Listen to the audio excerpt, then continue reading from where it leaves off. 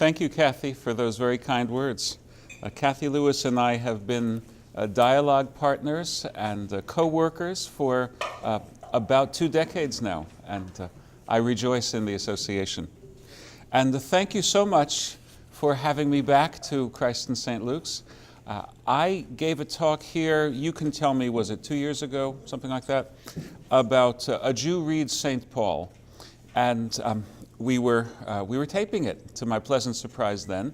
And to my even more pleasant surprise, just 2 weeks ago, a friend of mine from undergraduate days, a fellow named Dov Green, his father is Professor Yosef Green, used to be a professor of Jewish studies at Rutgers University, and then he made what we call aliyah, which means ascent, but it means he emigrated to Israel, where he became the senior rabbi of a very important centrist congregation. There's an Orthodox denomination, there's a Reformed denomination, and the denomination that I am part of is the Via Media, something that I think the Episcopal world knows about, right? and we are called Masorti, which means traditional. Far be it from me to weigh in on political fights that are going on now. But I will say that our notion is that tradition itself refers to something dynamic, not to something static. So the fact that a faith community will be not identical today to what it was 2 generations ago in particular issues does not mean that it's betrayed tradition in our understanding, because we feel that tradition itself is an evolving process, not in a discontinuous way, but in an ongoing way. And if I wanted to give you a proof text, I'd be so bold as to quote the preface of the 1662 Book of Common Prayer, where I love the fact that it says that what is special about our church is that we change not too little and not too much. It's the Goldilocks theory of of religious authenticity, and being part of a centrist denomination, I certainly understand that. So the son of this Rabbi Yosef Green contacted me because he had viewed the video. So I'm just so pleased that we're doing this. Not for reasons of ego, but for reasons of connectivity. Now,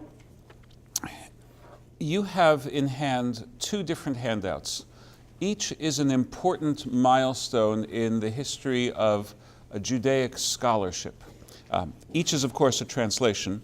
The one page, 2 sides of one page, is from a book called The Book of Legends, Hebrew Sefer HaAgadah, edited by a man who was the poet laureate of pre-1948 Israel. His name is Chaim Nachman Bialik, and he worked with a collaborator named Ravnitsky. Bialik and Ravnitsky's Sefer HaAgadah. This is my well-worn copy of it.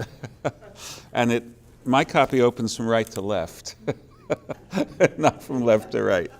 Is a landmark in the rebirth of modern Hebrew as a spoken language. Because 150 years ago, Hebrew had more or less the status of Church Latin. It could be used for scholarly communications, but you couldn't buy eggplants and tomatoes in the market with it. So the book is very important, and it is a collection of the legendary material about the Bible found in a landmark of rabbinic thought called the Talmud. The other work is equally important, by one of the great scholars of 100 years ago, Louis Ginsberg. He was the first professor of rabbinics at the Jewish Theological Seminary where I was trained. He was, in fact, my late father's professor, so I feel very close to this work. The Legends of the Jews. Ginsberg was one of the very first Jewish scholars to be educated in the Western university pattern, taking a PhD in a German university, and his doctoral dissertation was on rabbinic legend that has been lost from the Talmud but preserved in the writings of the church fathers. So there's already an interest in when we mine the rich veins of our past, we find material that helps each other in their own self-understanding. And with that in mind, I'd like to share some rabbinic thoughts about the biblical story of Sodom and Gomorrah that may help us in the process of self-understanding. And the specific question is, what was the terrible sin of the people of Sodom that God would announce and then fulfill a destruction of the sinful cities? You probably know that this morning's scriptural passage, Genesis 13, introduces the Sodom and Gomorrah because Abram, not yet Abraham, but Abram and Lot were growing wealthy, which is always, as psychologists will tell you, a source of stress, right? If you take one of these psychological profiles and they want to know if you've had a lot of stress, they say, did you suddenly come into a lot of money? You'd think that suddenly, leaving money, losing your money is a source, and it is, but suddenly coming into money is stress too. So Abram and Lot are growing wealthy, and that means their herds, their flocks are getting larger, but the land, the pasturage is only but so much. So Abram says to Lot in this morning's scriptural passage, let us not quarrel. Take a look at what you see. If you want to go in one direction, I'll go in the other direction. I'm not going to influence your choice. I'll respect your choice. And Lot looks at what's called the cities of the plain, Sodom and the other towns near the edge of what is called the Dead Sea nowadays, and they are quite wealthy. So he decides he wants to pitch his tent in that wealthy environment. Abram, by the way, does not live inside a city. There is a certain anti-urban nuance in the Hebrew Bible until we get to Jerusalem, which is just the best thing before sliced pita. Right? But other than that, there's a certain anti-urbanism. Abram pitches his tent outside the city. Lot goes right into Sodom, and it's a little bit like saying Las Vegas or so on and so forth. So we understand from chapter 13 that bad things are going to be connected with Sodom, and when we get to chapter 19, we see that indeed the famous story of destruction and the story of Lot's wife, who turns into a pillar of salt, and we're going to see that as well. So it is a hallmark of the theology of the Hebrew Bible that there is one God and that this one God is associated with justice. And Abraham himself confronts God and says, shall not the judge of all the world do justly? How can you simply say you're going to destroy the cities of Sodom and Gomorrah? What about collateral damage? A term which is very important in our confrontation with terrorists and so on and so forth. What if there are 50 righteous people there? And then there's a very famous bargaining session which may remind you of trying to buy a shawl or something like that in the Middle Eastern market. He goes back and forth. So Abraham bargains God down from 50 righteous all the way down to 10 righteous, at which point God leaves. It's intriguing to me that there were not 10, but that God all along was going to save those who were righteous. So God accepted Abraham's principle that righteous people should not be swept away as collateral damage. That's not something that a civilized people should think little of. And so even if Lot is not exactly righteous, but he's not unrighteous, he's not as bad as, there's an old joke about the rabbi who is auditioning for a position in a congregation, and on the day that he gets there, tragically, someone passes away. So the rabbi's on the pulpit, doesn't know the deceased, and he says to the congregation, you'll have to help me. Would someone just stand up and share a pleasant vignette about Mr. So-and-so? No one has anything to say. And the rabbi says, I know it's hard to be the one who breaks the ice, but be of good courage and just someone start the ball rolling. Nothing. And finally the rabbi is like embarrassed. He says, I really can't go on until someone has something nice to say about the deceased. So one guy gets up and says, well, his brother was worse.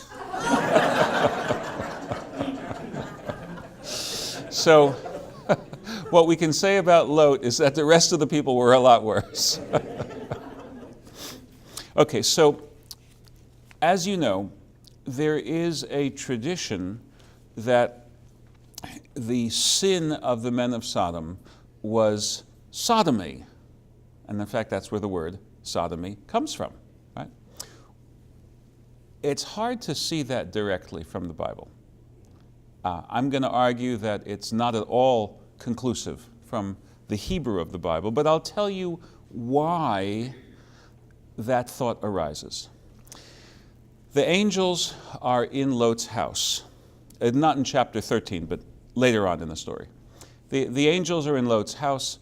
The men of Sodom want to do harm to them, and they use the Hebrew word to know.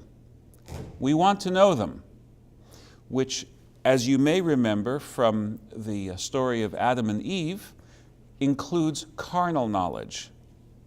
I want to know that person intimately. So that's where the notion of Sodom and sodomy comes from. But it's never the only meaning of that verb, yud daled ayin, to know. Carnal knowledge is never the only meaning of that verb in the Hebrew Bible, nor in the book of Genesis, or in any one of the constituent sources that make up the book of Genesis or the Bible.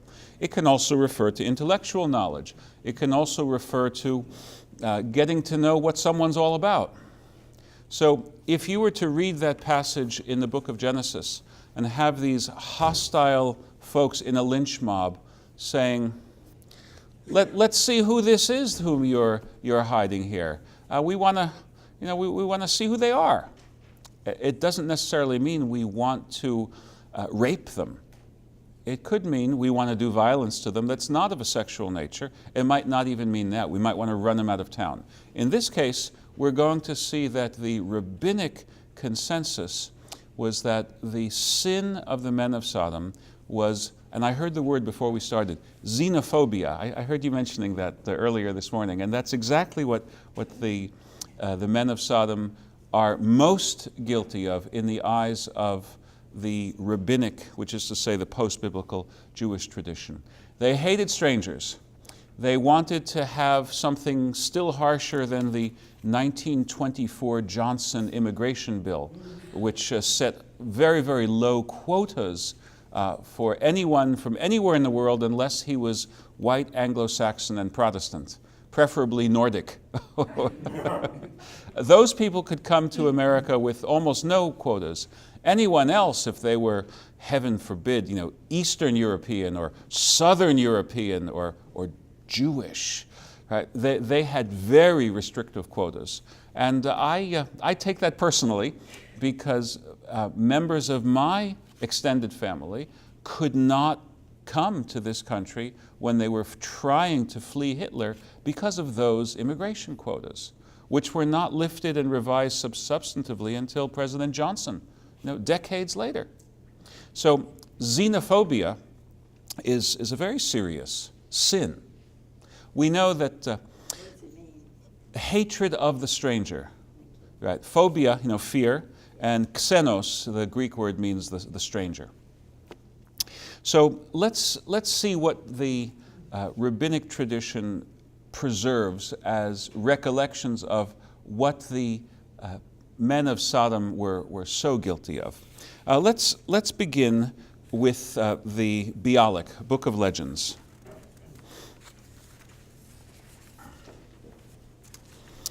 On the second half of the page, it's a two-sided page, you're going to see a version of a very famous myth that's found in Greek literature as well. It's called the myth of the Procrustean bed. Anyone ever hear of the bed of Procrustes? Let's just say he was not Tom Baudet. leaving the light on for you with Motel 6. Procrustes didn't like strangers. And if a stranger came, Procrustes invited him to lie down in his bed. And if he didn't fit the bed exactly, well, Procrustes could do something about that. If the man was too long, well, he just needed to be abbreviated. And if he was too short, he needed to be racked so that he would get longer. That's the Procrustean bed. So if you look on page 37, you'll see the paragraph which says, "In Sodom they had a bed on which wayfarers were made to lie. If a wayfarer was too long for the bed, they cut him down to fit it. If he was too short, they stretched his limbs until he filled it." This is, of course, a famous myth that is found in Greek literature as well. So why would a Greek myth be showing up in a midrash? Here we begin to understand what is the nature of responding to an important story. By the way, this is also something that will help you understand Bible movies. How do we respond to stories? We respond to stories creatively by telling and retelling, and when we retell, we add some aspect of what else we know about the world. It's quite common. So, ever since the days of Alexander the Great, the Jewish people mostly were living under Hellenistic and then later Greco-Roman rule. The big exception is those who were further east, who lived in the Parthian Empire of the Persians, and even they were somewhat influenced culturally by the world of Hellenism.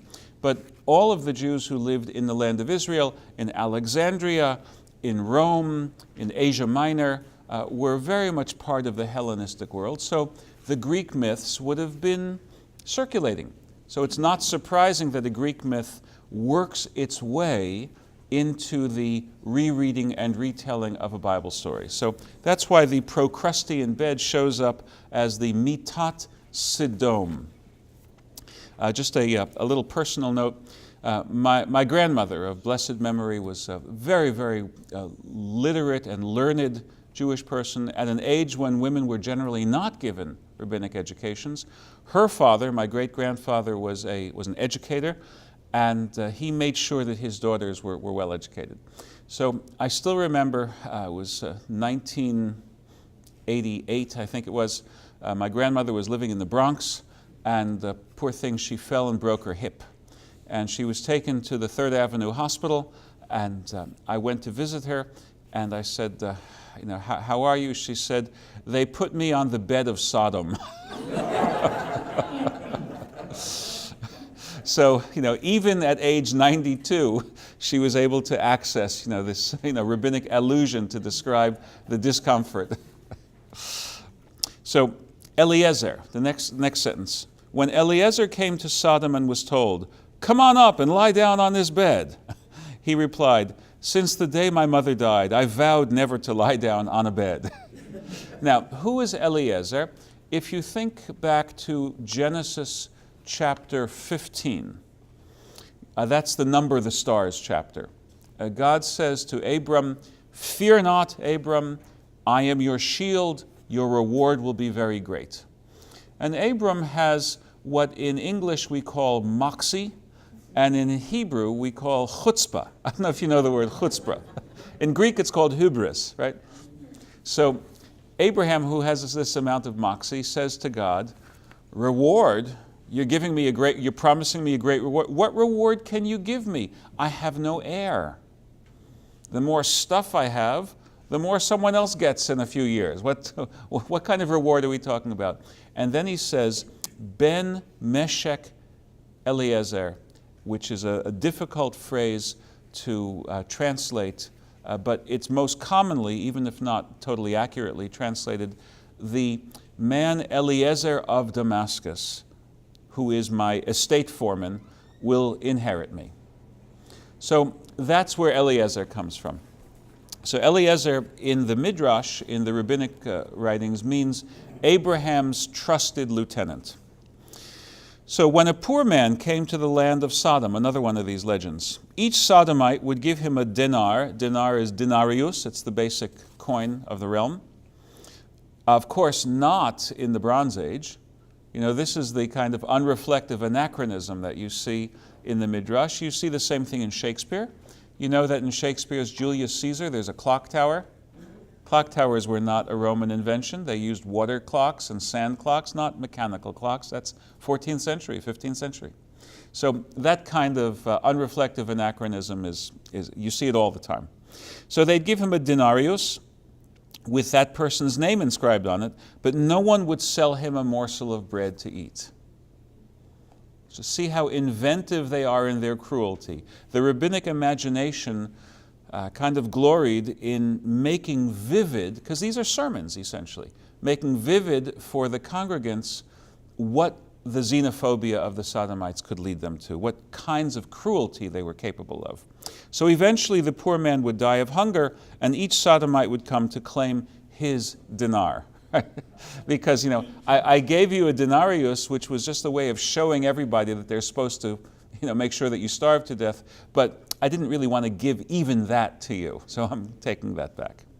So I hope that you will read the entire selection, because I want to move on to Professor Ginsburg's Legends of the Jews.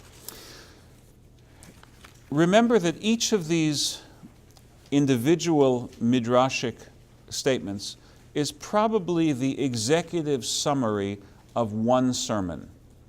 No one ever read every midrash about Abraham or about Sodom or about Isaac or about anyone back to back, any more than you sit down and read 100 sermons in a row. Maybe some of us do. We call that masochism. But Professor Ginsburg created a consecutive account of the Midrash. So it's not as if this is what people would have experienced 1,800 years ago, but it gives you a certain cumulative power.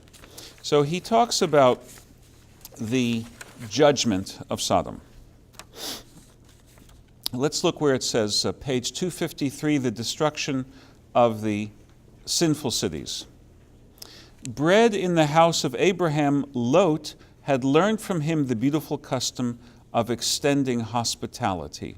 And when he saw the angels, this is Genesis 18, the three angels who visit Abraham, one tells Abraham that Sarah is going to bear a son. Remember that? One tells Abraham that Sodom is going to be overthrown.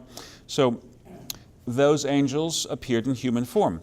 So when Lot saw the angels before him in human form, thinking they were wayfarers, he bade them turn aside and tarry all night in his house. But as the entertainment of strangers was forbidden in Sodom on penalty of death, he dared invite them only under cover of the darkness of night. And even then he had to use every manner of precaution, bidding the angels to follow him by devious ways. Well, if you are familiar with the biblical passage, you can see how much has been added here.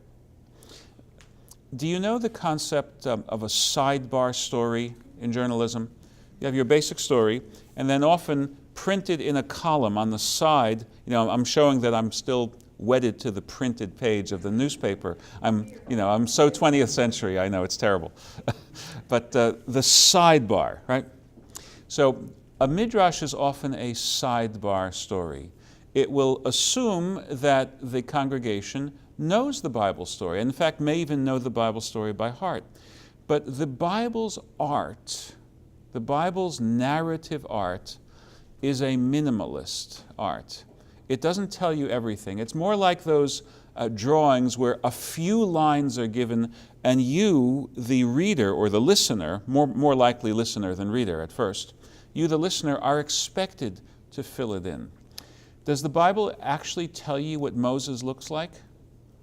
I know, you'll think Charlton Heston. The Bible doesn't tell you what Moses looks like. The most famous example of this, which is quoted in a very powerful essay by Eric Auerbach called Odysseus' Scar from the book Mimesis, which is about literature. Abraham and Isaac are going up the mountain to Mount Moriah. Isaac is going to be sacrificed. Genesis chapter 22. They walk for 3 days. The Bible reports exactly one conversational interchange. Isaac says, "Father." Abraham says, "Here I am, my son." Isaac says, "I see the wood, I see the flint, I see the knife. Where's the lamb for the sacrifice?"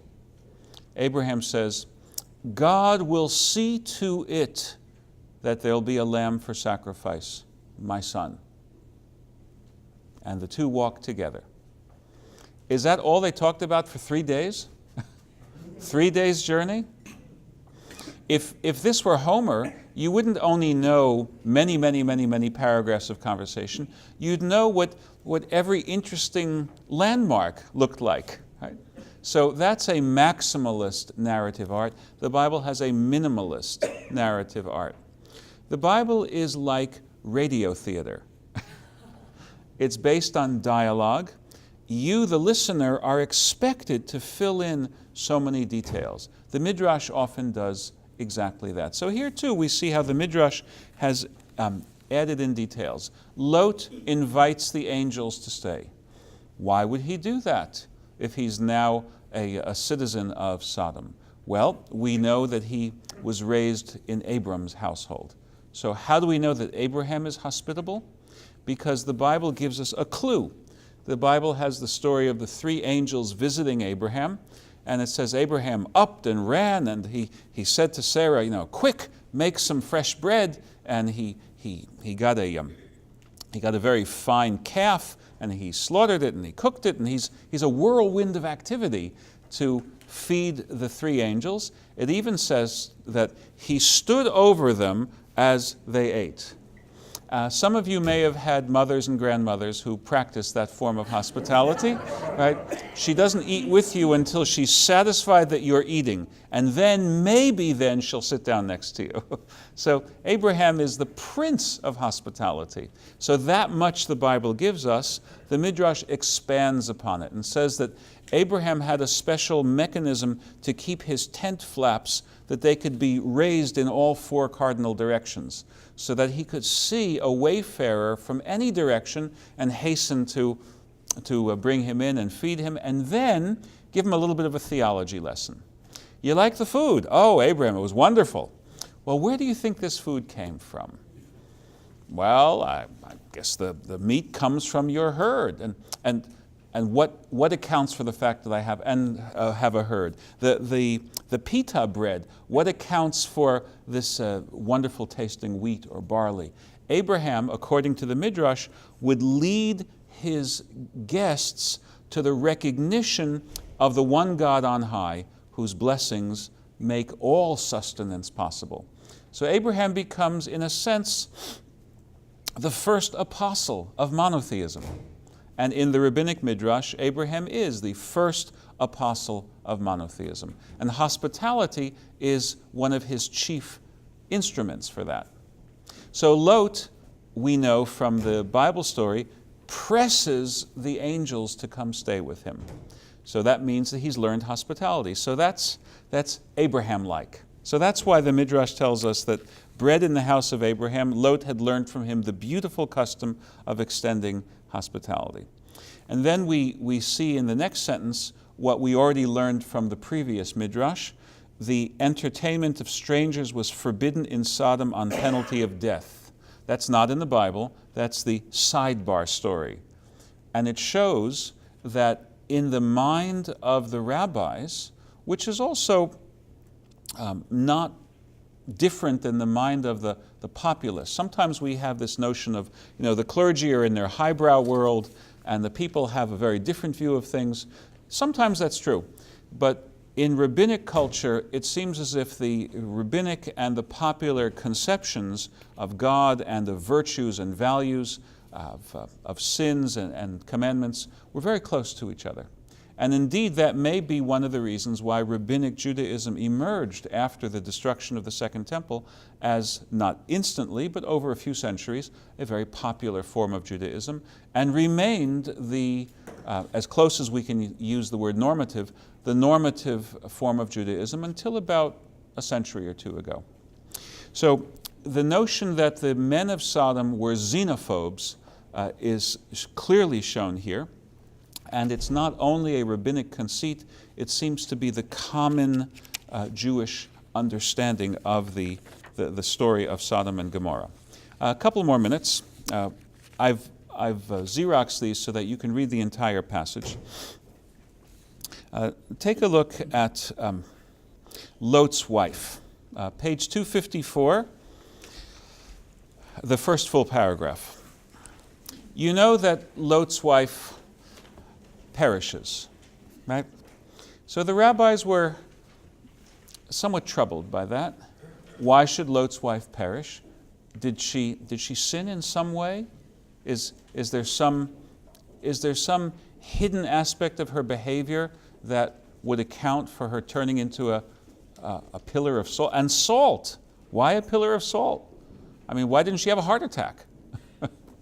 So the rabbis have this notion of measure for measure. So there must have been something that she did, they would think, involving salt that would have led to disaster. So here's the sidebar story that they invented. Lot divided his dwelling in two parts, one for himself and his guests, the other for his wife, so that if aught happened, his wife would be spared. That sentence is already quite intriguing. It tells me that the rabbis who wrote this midrash were thinking of the story of Jacob getting ready to meet Esau. Remember that when Jacob hears that Esau is coming to meet him with 400 retainers. 400 retainers is a battalion. They could wipe out Jacob's entire family and encampment. So it says Jacob divided his encampment into two camps, thinking if Esau will fall upon one, the other will have the opportunity to escape. So that I would theorize is what accounts for this little feature of the Midrash, that the rabbi said Lot divided the dwelling into two parts. Nevertheless, it was also she who betrayed him, Lot's wife. She went to a neighbor and borrowed some salt, which, as we know, is a neighborly thing to do. When asked to the question whether she could not have supplied herself with salt during daylight hours, what are you coming to me after dark asking for salt? Okay, I don't like people ringing my doorbell after dark. Have you ever heard that sentiment? Have you ever felt that sentiment? It's a mark of a precarious society. Right? One of my favorite memories is being a staff member in a religious summer camp, where it didn't matter at what hour of day or night. It was never a dangerous hour for someone to knock on the door, right? We didn't have so many doors, but that's something else. So to that question, she replied, "We had enough salt until some and she said it, guests.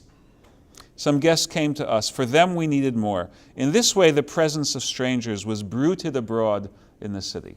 So this is the sidebar story that the rabbis invent to explain why does she turn into a pillar of salt. See that? Measure for measure. Now, since we're speaking about the pillar of salt, it was a very famous local tradition near the Dead Sea where there are salt formations. And the truth is there was local popular lore. It's a little bit like at this very spot Washington threw the dollar across the river, right? Was it the Rappahannock? Was it the Potomac? It all depends on where you live, right? And by the way, it wasn't a dollar. They were probably using pieces of 8 back then. I mean, think about it. When is the first silver dollar? It's after Washington's boyhood, which would be the 1730s and 40s, right? So the truth is there were many such spots, and when a particular spot would erode away, another one would would emerge. But as for Lot's wife turning into a pillar of salt, I want to honor my father's memory by sharing with you the kernel of a sermon that he gave on that. And he must have given this sermon around the 1960s or so. I was a little boy, but I still remember it. This was the time period where a number of Holocaust survivors were first finding their voice to talk about the tragedies they had endured. It was so terrible that for 20 years, many of the survivors could not talk about it. It was, in fact, Israel's victory in 1967, what's called the Six-Day War, that allowed many Holocaust survivors for the first time to be able to then start speaking about it. And you might remember the name of the author Primo Levi, a great, great author who had survived Auschwitz. In a sense, he didn't survive it, right? And Primo Levi spoke about two kinds of survivors, those who left the camps and those who never left the camps. Psychologically, you understand that. So my father explained the pillar of salt with reference to the commandment given by the angels, don't look back. You're fleeing the burning cities, don't look back. It says that Lot's wife looked back and was turned into a pillar of salt. So my dad's sermon was that this was to be understood psychologically. Some people, after tragedy, their gaze is fixed in the past. They're not living in the present. They're not living the rest of their days. Even if their heart is beating, to what extent are they living? As my father said, I still remember he used the word, they're ossified, he said. They're ossified. So he explained Lot's wife as the tragedy of the survivor of something like the Holocaust, whose body is a shell, who continues to breathe and whose heart continues to beat, but who's not living. And of course, what we need to do when we come across such a pillar of salt is be very, very compassionate. So what we've looked at now very briefly is the tradition of responding to the Bible by retelling. And when we retell, it's far more dynamic and therefore far more complex than simply reading the verses from King James's translation or anyone else's translation. Rather, we incorporate past and present into our experience of retelling the Bible. And we've seen specifically how the rabbis were incorporating their own present, which was the leaders of a minority community within the pluralistic world of the Greco-Roman society, where the majority, the Greeks and the Romans, were quite chauvinistic. They were the God's gift to all of humanity. The rabbis were trying to say to their congregants, our tradition has so much to teach the world. But their sense of tradition was not reactionary. Their sense of tradition was dynamic. They were living not in the past, but they had made the past integrated into the life that they were living in their own present day. So the Midrash incorporates sensitive readings of the Bible with creations, free creations, I'm calling them sidebar stories, to bring the Bible into their own world. Now, epilogue. In our own day, people may legitimately disagree about this. My sense is that to be true to the Bible is not to turn it into a museum piece. You may know that you can go to Van Gogh's little garret, right, in France, and nothing has been changed, right? But I don't think that we ought to say that that would be fidelity to the Bible, to read it with no change, with no investment of our persons. A person of faith will say that the Bible is God's word to us. We're living, the word has to be living, because the God who gives it is living. So what we really need is not a sense that our tradition or the changes we need to make are polar opposites. We need to understand that the question is one of balance, and let our motto be tradition and change. Well, thank you so much. A good Sabbath to you.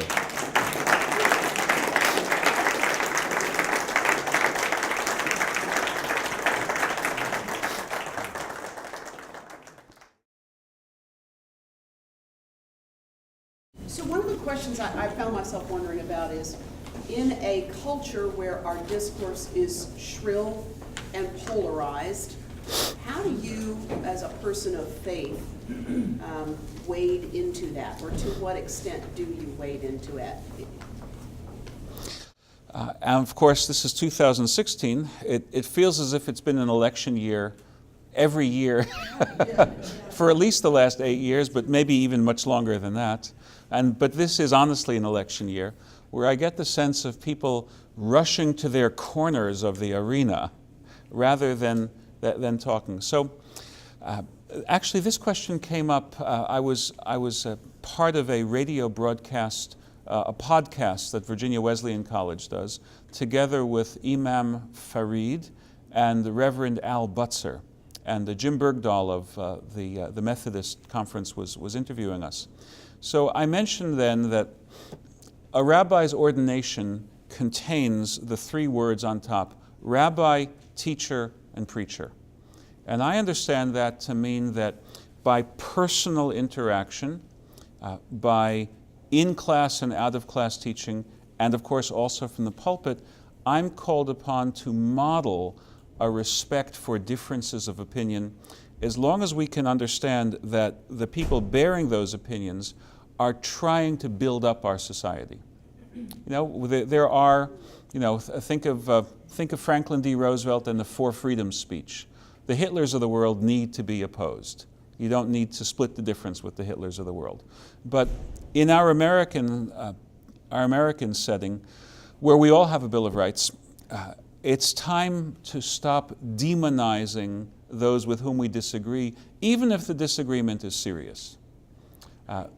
There's a great work called Pirkei Avot, the Ethics of the Fathers, which is an ethical treatise written by the founding fathers of Rabbinic Judaism.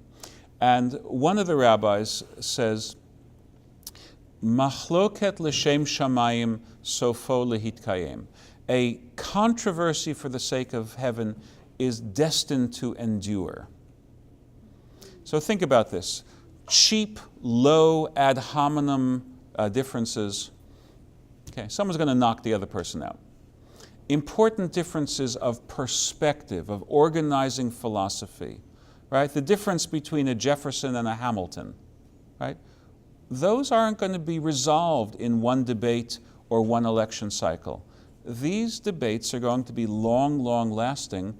Let's remember that we are fellow citizens. That's in the American context. And in the religious context, to just recall the title of today's presentation, I fancy that from God's perspective, we're all eligible to be citizens in God's kingdom. And when the Lord's Prayer, which by the way paraphrases a Jewish prayer known as the Kaddish, says, may God's kingdom come. In Aramaic that would be V'yamlich Malchute. We're not saying may God's kingdom come for those who agree with me only. We're not saying may God's kingdom come only for those who are born on the right side of the railroad tracks or whose native language is this rather than that, right? I fancy that God really doesn't care whether we are on this side of the aisle or that side of the aisle. God does care for the lives that we live. That's what we're accountable for. Thank you. So much. Rabbi Panitz.